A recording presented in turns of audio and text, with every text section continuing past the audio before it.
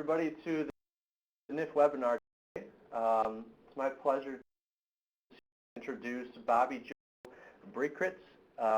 Sorry about it if I didn't get it right that time, but he's going to speak to us about a very important part of running any sort of website is search engine optimization. And as you can see if you're on the webinar, he's going to provide us with tips that we can use to improve websites' visibility to search engines. It's a very important process if you want your visitors to be able to reach your website through common search engines like Google, Yahoo, or Bing.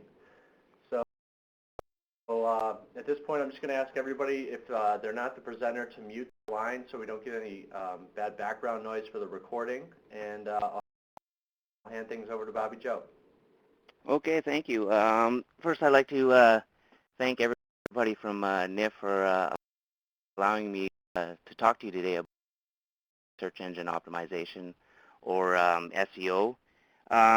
So first, a little bit about myself. I've been working in Dr. Mike Tyer's lab for, I guess, the last 10 years as a developer. A couple of the projects I've been involved with, some of the bigger ones have been a network visualization system known as Osprey, and interaction database, the BioGrid. So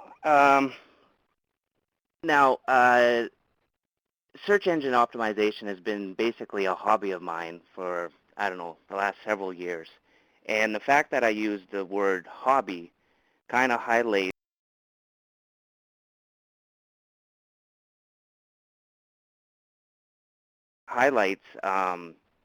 the fact that SEO is really not on the radar for a lot of research resources being developed.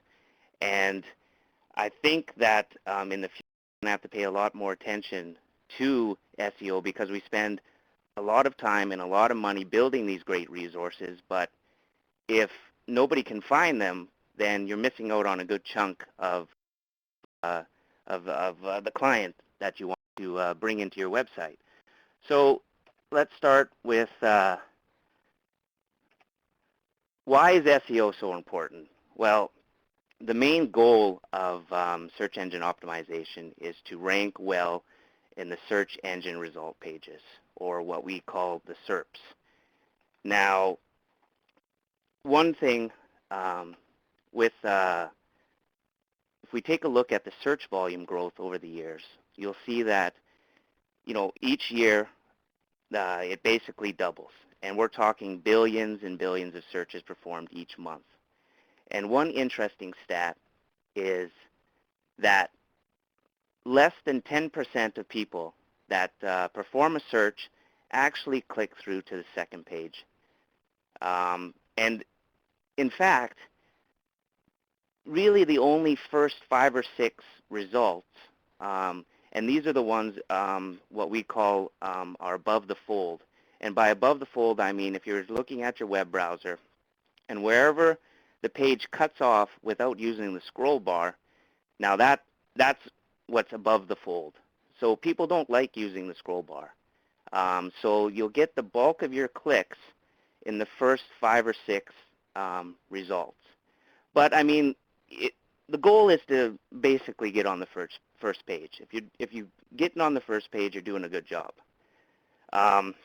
And so the question is how can we compete? How can we get on that first page? How can we let these major search engines know that we're out there? One nice thing about research is most of the resources that we build are for fairly small niche sites, and we don't have to compete with the likes of big corporations like Amazon that probably spend hundreds of millions of dollars in ranking well in these search result pages. So I mean that's a bonus for us. And another thing with niche sites that we're involved with in the research community is we typically know all the main players. We'll know the model organism databases to contact. We'll know all the labs that are kind of involved. There'll be places that we can get our site linked off. So this is a good thing. So where does it all begin? Well, it begins with a great content. So you need to have a website that is going to become, you want it to become essentially almost like a social hub. You want to provide unique research and, basically become a resource for people to, want to link to you, because that's the whole idea. Is we want to rank well in search engines. You want inbound links. And the more people that link to your site, the better off you are. And I mean, I use the term here, great content. I know that's fairly subjective, so I'm not going to spend too much time on that. We're just going to assume that we have a resource and, it's full of unique, great content. So the next step is how to make this content accessible to search engines. And these are the three main points that I'm going to focus on today. And the first one is getting indexed. Actually letting know the search engines out there that you exist. And you can do this, through several ways. One of them is with a sitemap. You need to pay attention to your URL structure. And then there's some techniques for avoiding duplicate content, because search engines don't like duplicate content. And then there'll be some situations where you actually want to, tell the search bot that's coming to your site to ignore certain pages, because these pages look, scammy to the search engine and reflects badly on your results. So there's a way for us to let these bots know where these pages are and let them, ignore that. And then the fun part is how do we get on that front page? How do we increase our prominence and visibility in the search engines? And there's some things that we can do, some SEO elements that we need to focus on, like title tags and meta descriptions, and looking at images and their attributes. And then the most important is links. So let's start. How do we get indexed? So this is, you got a new site. How do you let the search engines know that you actually exist? So one way to do it is through submitting what's known as a sitemap. Now, what essentially a sitemap is just an XML structure that allows you to let Google and all the other web crawlers know where all your pages are. And now what's handy about this is that when you're a brand new site, Google is only going to find you if somebody else is linking to you, or you've submitted your home page and you have a very well interlinked site, because I mean the bot, the crawler is going to come, it's going to parse your page, it's going to index all the words, it's going to get all the links, and it's going to follow these links. And if you don't have links from one page to another page in your site, and it very interlinked, chances are that a vast majority of your pages are not going to get indexed. And just so you know, I mean, a lot of the research resources that are being built, they contain hundreds of thousands of pages. So even if you were to have a sitemap submitted and you provide them with like 500,000 URLs, chances are that the web crawler is not going to parse all those. But at least they know where all these pages are. So they don't have to, especially if a lot of the resources use dynamic content, and crawlers have a hard time of following dynamic content. They can't perform a search. So you need to provide them with that. And this is one way that a new site, and even an old site, can let Google know where all the pages are. Now, one great tool for SEO is the Google Webmaster.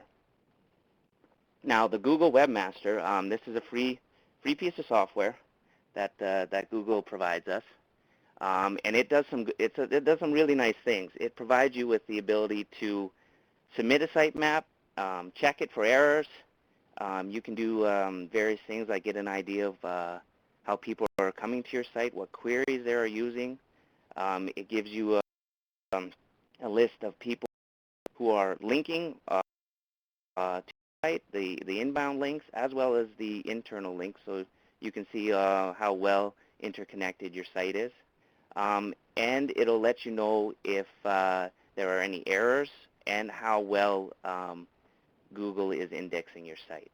And this is free, so I highly recommend signing up for it and starting to play with it. This is a tool you can use to benchmark your success with trying these various techniques.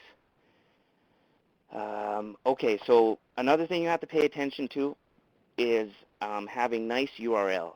A lot of the resources that are being built are dynamic, and you're passing in things like accessions and taxonomy IDs. And typically, you'll start seeing a bunch of numbers being thrown around with question marks and equals. Well, the crawlers don't like looking at this. They have a hard time following it. They are much better, and in fact, it's better off for you to start, using descriptive words and getting some keywords in there. Things that Google is looking for to help them navigate your site. And here are some suggestions you can use when thinking about how you want to come up with your URL structure. Now, you want to try to keep your URL short. That's both important for the human looking at your site as well as the crawler. Static URLs are a lot better than dynamic ones. Again, avoid using numbers where possible. Use descriptions, because that also helps you with providing the engine with keywords that you want to people to hit on. And hyphens are better to separate words than underscores. And you try to avoid case sensitivity, and always, try to stick with conventions. If you're come up with one way to, do your URLs, don't switch it up on your users halfway through.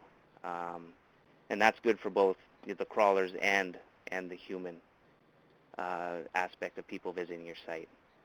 Now, one thing that you need to really watch out for is duplicate content. Back in 2009, all the major engines agreed on a meta tag called the canonical. And what this does is it allows you to put in a link tag in between your header and your HTML that lets the search engine know preferred version of your duplicate content is. And what I mean by duplicate content in this sense, let's say, for example, if you have a copy of a page, but inside a different location, like it's inside a category, but it's the same. It's just a duplicate of it. Well, you can put in this canonical tag and let them know what the preferred version of it. Another thing that this is useful for is if you provide different ways for the users to access that page. Like, for example, if you include, if you allow people to type in the www as well as just the, like if it's www.thebiogrid, and also removing the www. Google, if you don't let them know, they'll see those as two separate pages. So this is not only good for inbound links that might be using, one or the other versions of this, but also, it lets Google know that, you're not simply copying a bunch of your pages to beef up your site. And another thing you want to do is sometimes 301 redirects. they're called, are important. Say, for example, if you change your domain name, you don't want to lose all the link love you've got to the old site. So what you do is you generate, you put in for the PA, you put this information in the .htaccess information, and there's a lot of good tutorials on how to do this. And what you essentially do is you let people know that the old URL is now pointing to the new domain. So now when Google comes, they have a link, they try to follow it, it is no longer there, but they find that it's been redirected, and you still get all that credit for all those links. So it doesn't look like it's a broken link.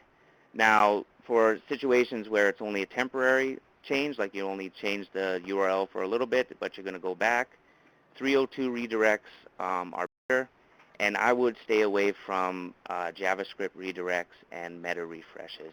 The search engines don't handle those well, and they're not good for users either. So the 301 is your best bet for situations where you have, and this is also good for situations where you own multiple, like if you own the .com and the .org of a domain, you can, have the traffic from the .org, redirect over to the .com. So then you only have one point for the links to count. Now, how do you know how well you're doing? You can get this information in the Google Webmaster, but you can also perform this kind of a call where you put the word site, and the domain. And what this will do is it'll let you know how many pages you currently have indexed in Google. Don't be surprised if this number changes a lot. I mean, Google and all the other web browsers, I mean, the search engines change their algorithm all the time. So, this will fluctuate. But, if you have like 50,000 pages and only one result comes up, you know that you have a problem with indexing. Now, there are situations where you don't want the crawler to go to certain pages on your site. And this can be performed using what's called a robots.txt file. And again, you can use the Webmaster tool to generate this file for you.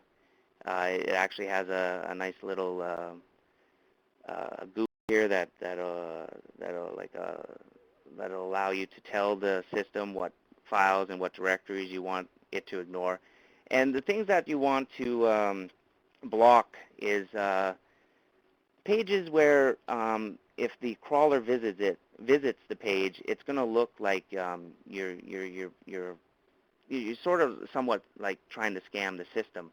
And in the sense, like if you have like an internal search that brings up a number of results before going to the actual main result page, like if you type in a gene and it hits on a number of different organisms, and you show all those different organisms, well, you're going to get a lot of duplicate content in there. It's going to be very repetitive, and it's really not going to look that unique to the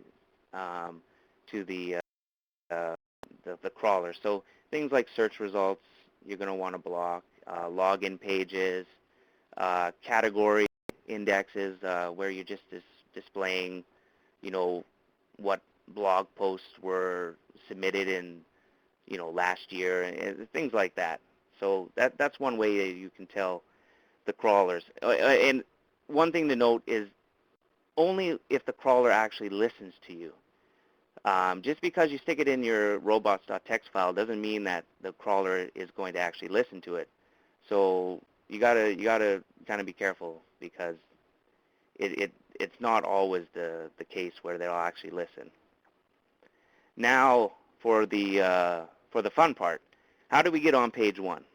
How do we increase our visibility?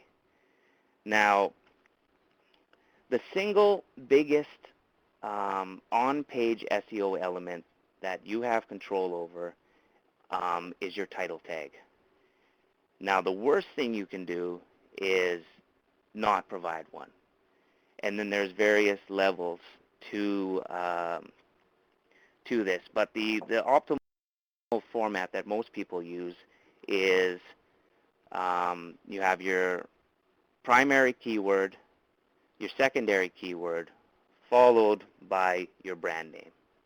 And in this case, the brand name would be the BioGrid, the resource that we have, the interaction database, and this is the gene that they queried for, and we're using interaction summary. So we got keywords in here, and we've got our brand in here.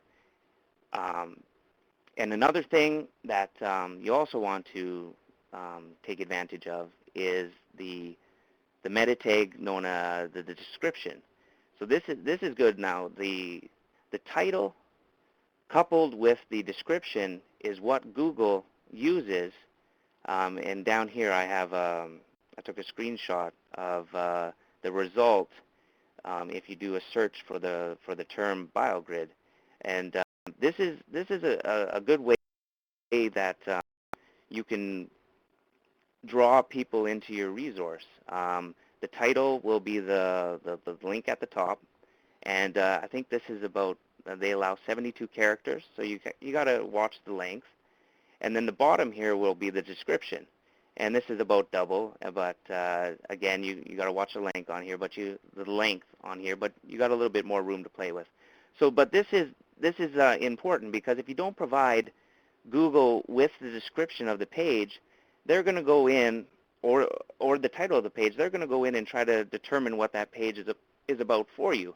So they'll be looking for things like H1 tags for the title, and they'll be looking for like the first body of text that they come across for the description. So, I mean, your H1 tag might not be that great, and your body of text, the first thing that Google sees might not, describe what this page is all about. So this is very important to include, because it's your way of calling people to your site. Now, another thing that hardly anybody takes advantage of is the alt attributes in images. Web crawlers cannot tell what images are.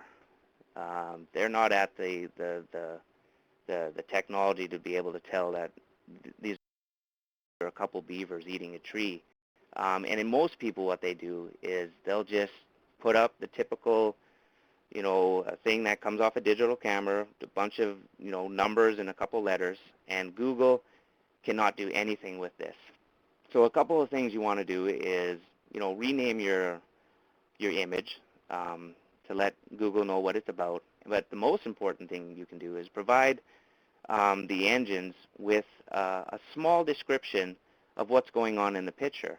And now this is good, because it not only provides you with the ability to add some keywords to your site, but also it allows the Google to index this, and then it starts to come up in the image search.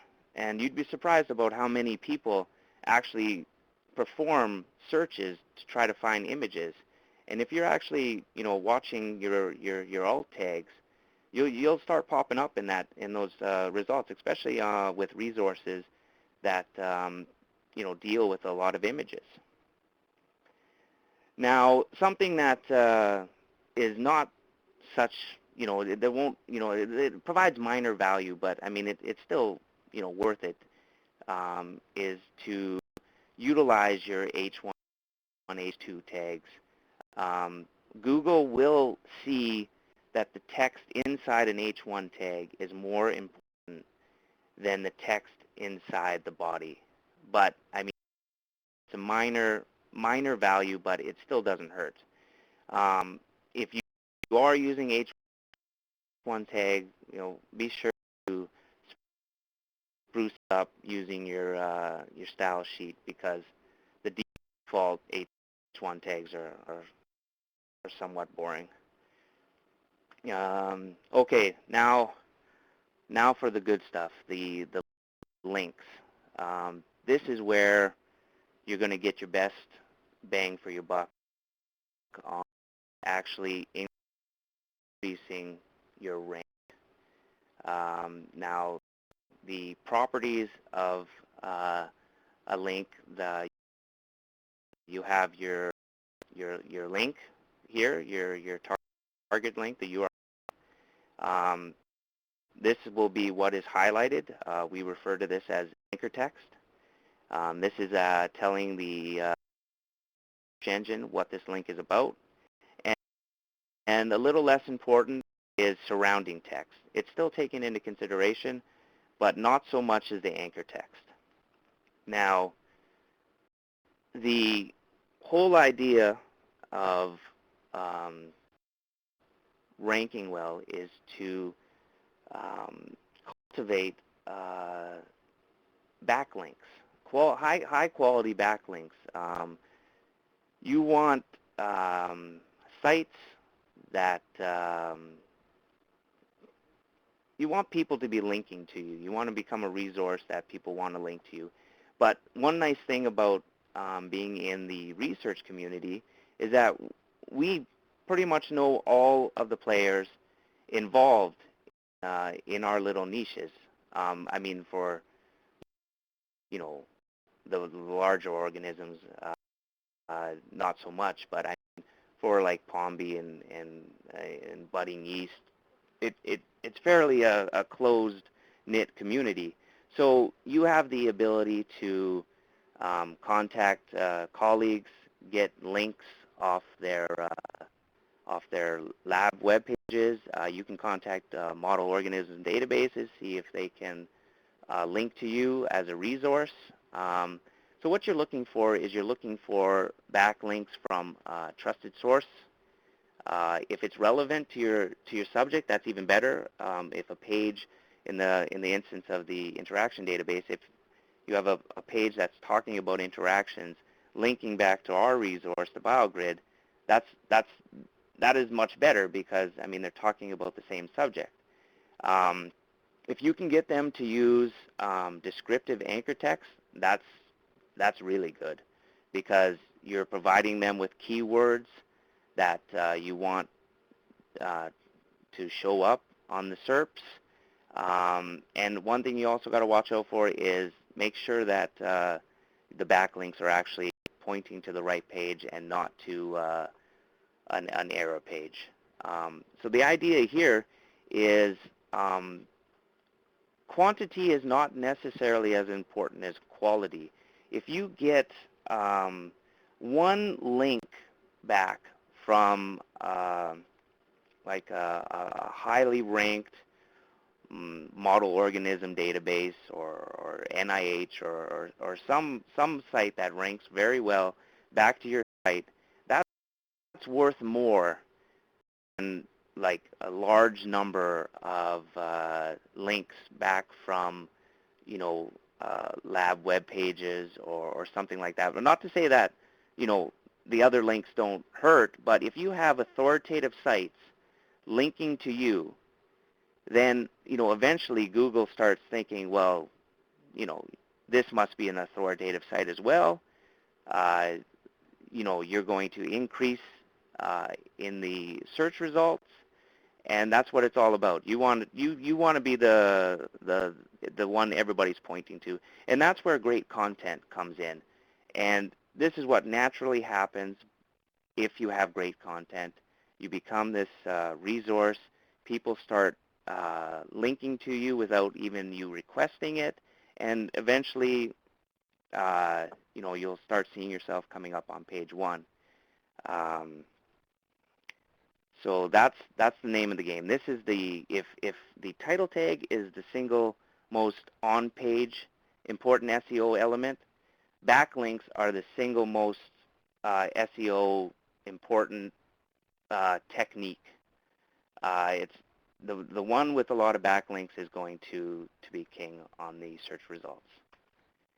Now, another great tool that you can use for benchmarking your success is Google Analytics. A lot of people probably know about analytics, and if you don't, it's a free tool, same as the webmaster tool. You should get it. Get it starting to track stats for you, and there are a number of things in here that you take advantage of. What we're looking at here is the analytics for the BioGrid over the last year, and you can see that get 50% of our visitors coming from Google, from the search results. Here again, I'm showing that these are all the visitors coming from search engines. The vast majority of them coming from Google.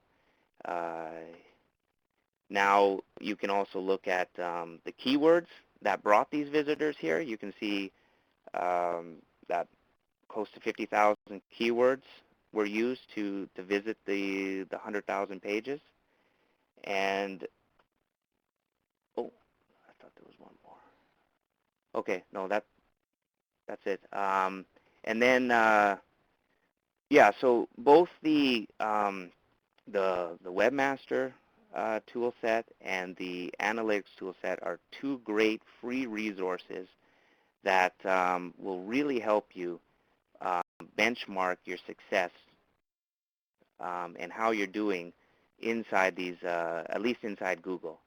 And since Google owns like 70 to 80% of the search engine, the search results, you're doing pretty good if you're ranking well in Google. So I'd just like to finish with a little disclaimer that none of these search engines disclose their algorithms. These are all tightly kept secrets.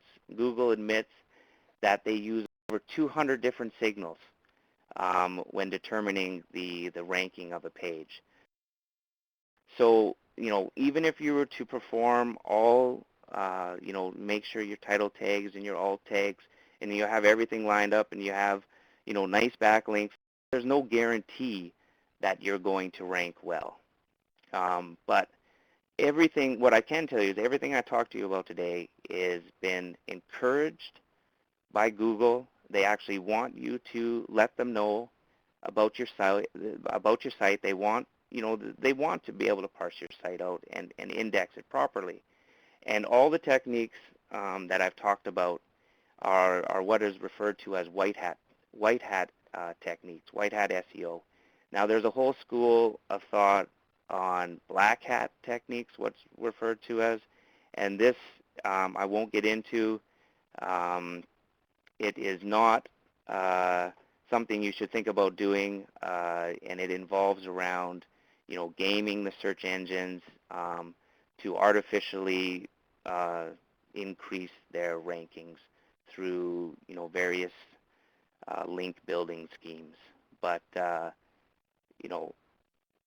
if you stick with what Google is asking you to do, and you go out there and you're a new resource and you get some good, nice, high quality links, you'll start seeing your resources popping up in the search results. And basically, that's all I had to talk about today. So I think throw over some questions if anybody has any. Yeah. Thank you, Bobby Joe. This is actually, you brought up a few things that I didn't realize, particularly the 301 redirects. Yes. So those are, you want to use those are important if you ever have a change in your domain? Yes, because envision that you have all of these inbound links out there linking to your old domain. Now, as soon as you change your domain, and those are dead. So what you want to do is you want to let the search engine know that, no, they're not dead, they've just moved. I see. Yeah, I know. So then you don't lose all that links that you've built over the years. Okay. Yeah. Do you think that it's more important to have unique content than anything else, or is it sort of like if you have unique content, the backlinks sort of follow? Well, you need to have both unique content, and the content needs to be something that people actually want to share with everybody else. I mean, just having, unique content is not enough. It has to be something that people want to share with everybody else, because Right. that will encourage the people to link to you. Right. Yeah. Okay. Yeah. Just because you have unique content doesn't necessarily mean that people are going to find it, or Google is going to look, differently at it. I mean, it's not good to have duplicate content. It's not good to go over and copy a resource word for word, because Google will know where that page originally comes from. I see. Yeah. Okay. Do we have any other questions from anybody on the audience? Oh, hi, this is Mary Ann. Thank you very much, Bobby Joe. That was very interesting. In your own experience, how did this impact BioGrid's? I mean, I'm assuming that when you came in, you did some optimization. What was Yes. the effect that you saw? We've made many mistakes. We've had things, disappear from the index because of like we went from including the www to allowing people to get to us directly without including the www, and all of a sudden our ranks just disappeared. It was because we were splitting our traffic. We had links coming to the www version and links, not coming to the BioGrid, like, http:// the BioGrid. So, I mean, Google doesn't know that that's the same page, so, you need to add that canonical tag to let them know that you have a preferred version. Okay. So, I mean, that's just one example of things that we've learned along the way. But yeah, no, indexing, getting indexed into the in Google is one of the main things that we've seen through doing these various SEO techniques. I mean, I think we have more than 160,000 pages in the BioGrid, but I mean to have 160,000 pages in their index is not bad. Right. Yeah. Right. Yeah. So, I mean, if you perform that site lookup with your domain and you're missing a lot of pages, well, you can do some of these things to let the search engines know. No, there's no guarantee that they're going to actually follow you. Right. Yeah. But these things help. They definitely help. Yeah. Okay, thank you. Yeah. And another thing is with the dynamic content, with people using things like Ajax and things like that, you need to let Google know where these pages are, because a lot of resources will have their home page. They'll have a search, and then when you go to look at how well they're being indexed, they essentially just their home page is indexed. They have no links off their home page to other pages on their site, so then Google can't go past their home page. Right. It's not that Google's not going to come in and type in an accession. Yeah. So you have to let them know where these pages are. Yeah. So a sitemap is important. Mm-hmm. I know that Google, we've seen various presentations where they're trying to crack these dynamic pages, but at least in our experience looking at scientific pages, they don't do a good job with scientific pages. we have a lot of numbers. Yeah, so they probably do okay with cars or something like that, but not necessarily Saccharomyces. Yeah. All right. Do we have any other questions?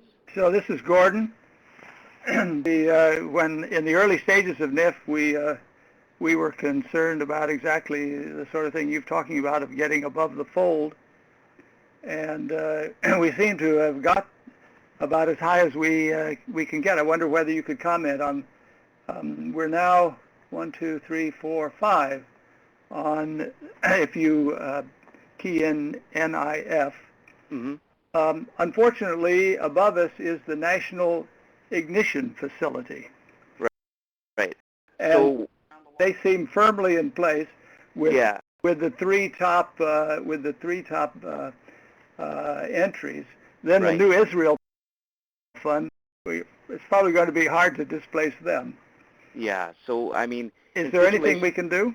Yeah. Well, situations like that, you can perform some research on your competition. Go to their domain. Find out how many backlinks they have.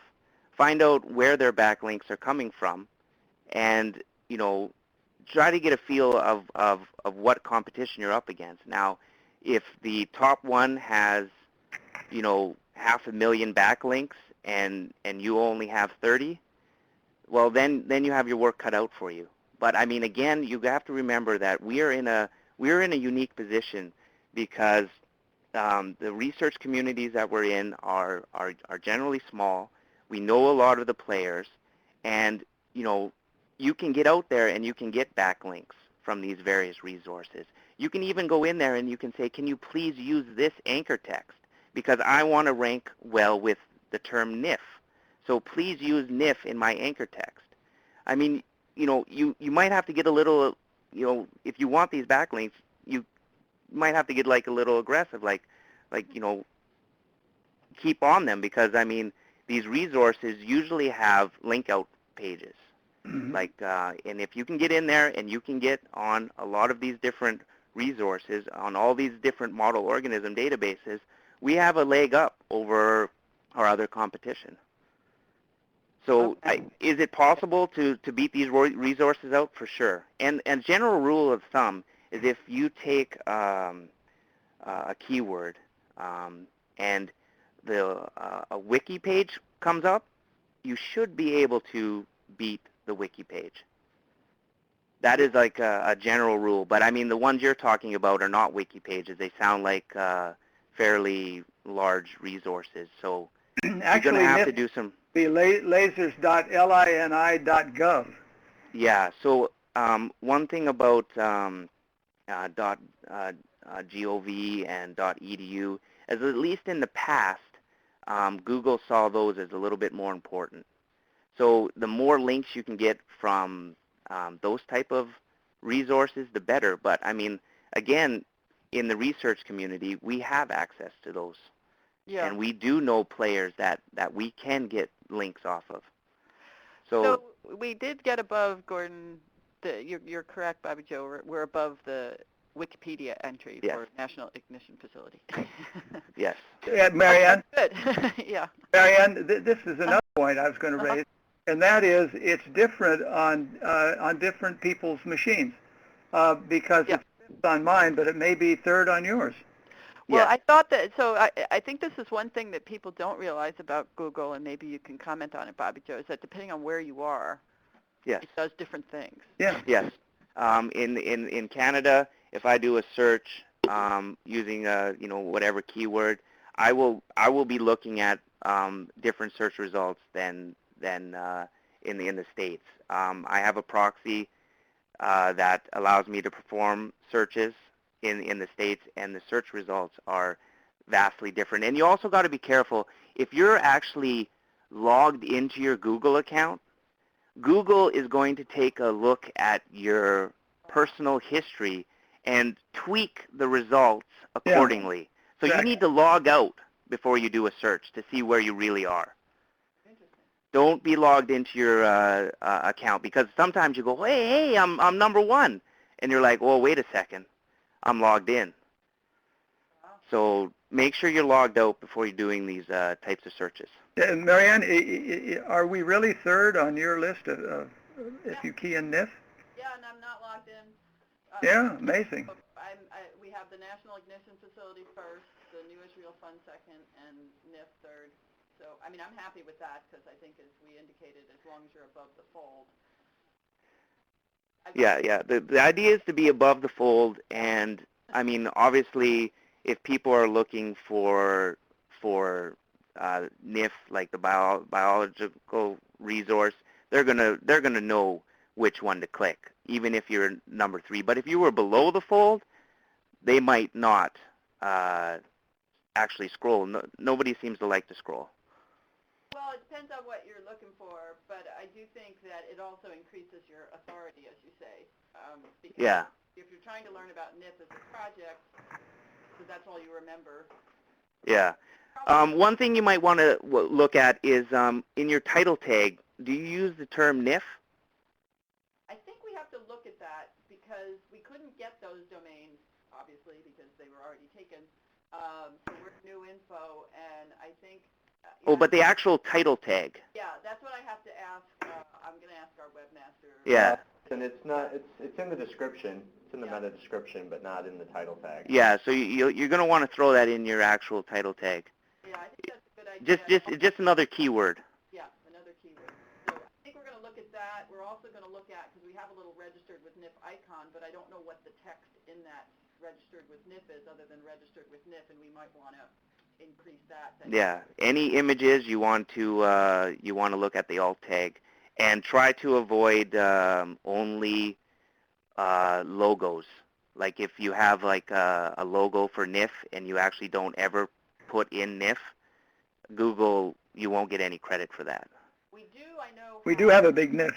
Yeah, we do have a big NIF, and I know in our little icon that we ask people to put on sites that are registered in NIF, if you just Google in registered with NIF, it will find all the sites that have that tag displayed. So I know we must have some text tag associated. Yeah, that's exactly what the text tag is, the alternate But text. I'm thinking it might be, registered with something else too, that we might want to beef that up a little bit based on what you were talking about. Yeah. Anyway, this is very, very interesting. We did have a problem that NIF was not available for our URL. Mm-hmm. So it's new info rather than NIF. Is that a problem? Well, I mean, it's not a problem. I mean, it's next to impossible finding domains that you actually want. Of course, having NIF in the domain will help. I don't think it'll be a negative, but not having it, will you not be able to rank well? No, I don't think so. I think if it all comes down to backlinks. If you can get high quality backlinks and the search engine starts seeing you as an authority, then you will start moving up. Mm-hmm. It's all about backlinks. Okay. Well, then Yale doesn't hurt there, Gordon. Oh, well, and UCSD. UCSD at gov, I think, also helps us. Okay, do we have any other questions?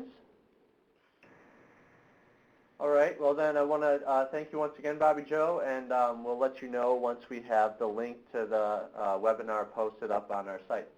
Excellent. Thank you. All right, thank you everybody. Helpful. Okay.